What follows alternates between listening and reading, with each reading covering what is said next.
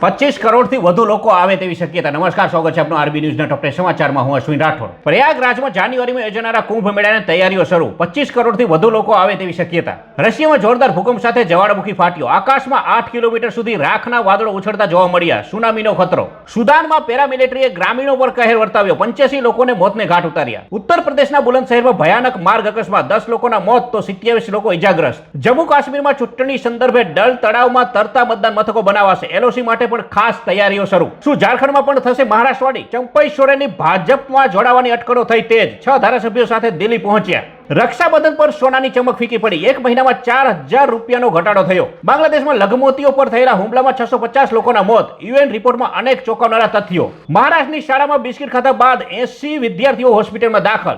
America જવા માટે ગેરકાયદેસર રીતે જતા 4 ગુજરાતીઓ આફ્રિકાથી ડિપોર્ટ થયા। તો આ હતા આજના ટોપ 10 ન્યૂઝ અને હું હતો આપની સાથે અશ્વિન રાઠોડ। જય હિન્દ, જય ભારત।